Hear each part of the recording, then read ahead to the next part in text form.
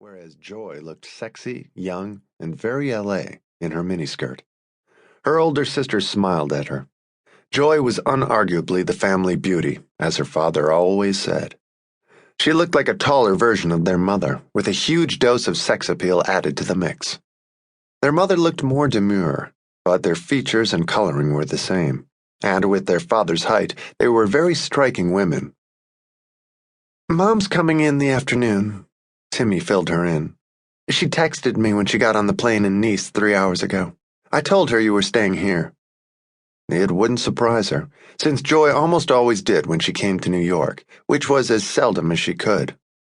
The two sisters liked being together downtown, and it gave them a chance to catch up.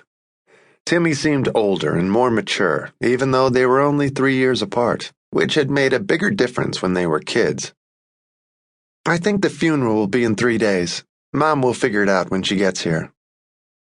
"Is she going back to Saint-Tropez afterward?" Joy asked her, feeling guilty that she hadn't made time to go there this summer, but neither had Timmie.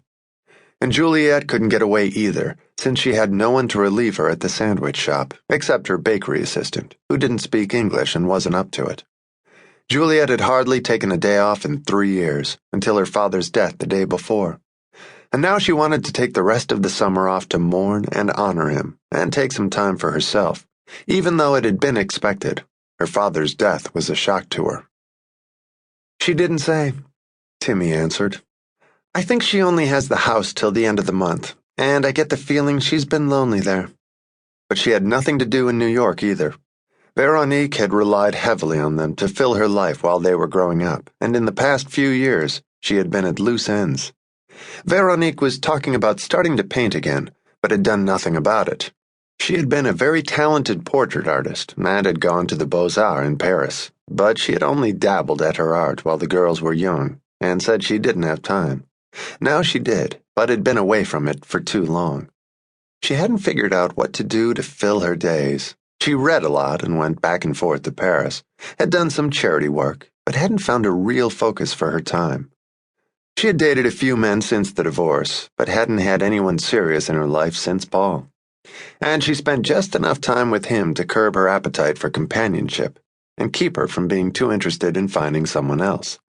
Timmie had been wondering the night before if his being gone now would make a difference, and she'd be more open to other men. But Veronique always said that at 52, she was too old, which Timmie couldn't argue with, since she felt too old to try again at 29, or in her case, too disheartened. Timmie was sick and tired of cheating men, but Veronique had never had the bitterness that had tainted Timmie.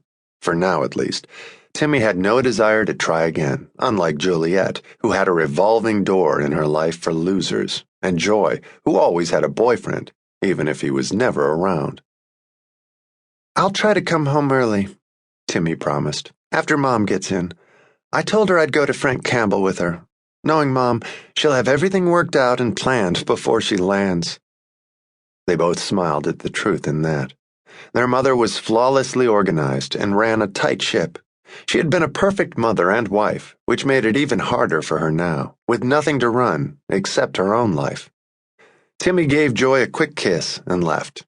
She was at work later than usual, at 8 a.m., and as she walked to the foundation from the subway, she thought about her father again.